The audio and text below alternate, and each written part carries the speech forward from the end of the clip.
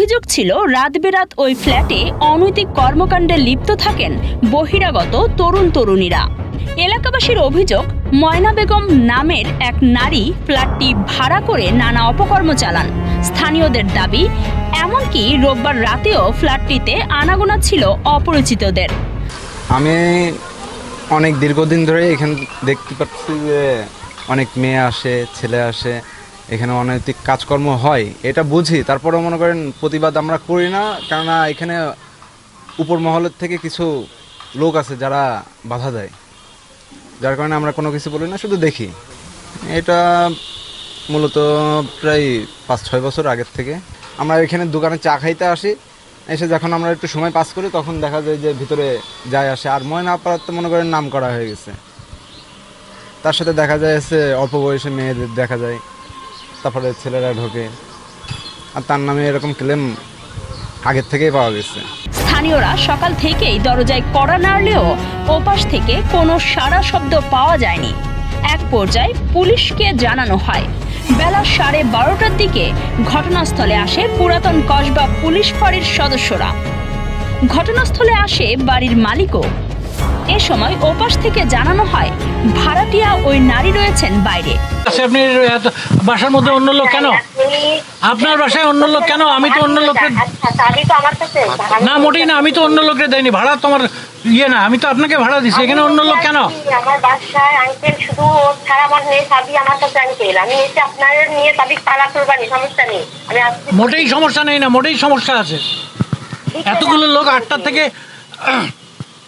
থেকে ধাক্কা দিচ্ছে, তাদের কি তারা মানুষ মনে হয় না? এতগুলো লোক যে 8টা-9টা থেকে ধাক্কা দিচ্ছে, ওদেরকে মানুষ মনে হচ্ছে না? আপনি এখনই আসেন, আপনি যেখানে আসেন আসেন, আপনি এক্ষুনি আসেন। তখন প্রশ্ন করা হয় ভেতরে তাহলে কারা? শেষমেশ পুলিশ দরজা ধাক্কা দিলে ওপাশ থেকে প্রভা নামের এক নারী দরজা খোলেন। প্রথমেই তিনি মিথ্যার আশ্রয় নিয়ে জানান ময়না রয়েছেন বাইরে। আপনি কার বাসায় আসছেন? আমি আমার আন্টিদের বাসায় আসছি। আপনার আন্টি কোথায়? আমার আন্টি হসপিটালে আছে, সদরে, যে দেখতে পারেন অসুস্থ, সে অসুস্থ। আচ্ছা, আর ব্লিডিং হচ্ছে। কার বাড়িতে আসছেন? এটা আমার আন্টির বাড়ি। এই বাড়িতে থাকে কে কে? আমি থাকি, আন্টি থাকে, আঙ্কেল থাকে। আঙ্কেল এখন নাই, আন্টি আছে। আপনার বাড়ি কোথায়? আমাদের বাসা হলো চাষড়া রায়পাড়া। এ সময় ফ্ল্যাটটি তল্লাশি করে পাওয়া যায় মদের খালি বোতল। মায়ের বোন না, আমার আপন না, আপন। ডাউনস্তাদের ওপর আত্মগোপনে থাকা অবস্থায় ধরা পড়েন ময়না বেগম। ঘটনাটি ঘটেছে সোমবার যশোর শহরের পুলিশ লাইন কদমতলা এলাকার স্বপ্নপুরী নামের এই ফ্ল্যাটে। জিজ্ঞাসাবাদে ময়না বেগম জানান বকেয়া ভাড়ার কারণে তিনি বাড়িওয়ালার মুখোমুখি হতে চাননি। আঙ্কেল, আমি বাসা ভাড়া তো দিইনি, আমি আঙ্কেলের লজ্জা, আমি কিন্তু বাসা ভাড়া আগেও দিয়ে আসতে পারিনি। ভালো কথা, আপনি 3 মাস সময় নেবেন, আরো এতে তো মেরে ফেলবেন। আমি তো সময় অবশ্যই নেব, আঙ্কেলের সাথে আমার এছাড়া আগের রাতে প্রভার সাবেক স্বামী বাবু নামে এক ব্যক্তি বাসায় এসে হইচই করায় তিনি আতঙ্কিত হয়ে লুকিয়েছিলেন। ওই যে বাবু যেরকম লিটরে নিয়ে আসতে, আমাদের সন্দেহজনক আসামি, তাকে যেদিকে নিয়ে আসতে, যখন আমি ঘটনা বুঝতে পারিছি তখন থেকে বাসায় আমি থাকি না। তারপরও বাবু আজকে গেট খুলতে বলেছে, বাবু আমি গেট খুলতে পারবো না, আমি খুলিনি। আপনি অজ্ঞাতনামা আসামি করিলেন না মামলায়?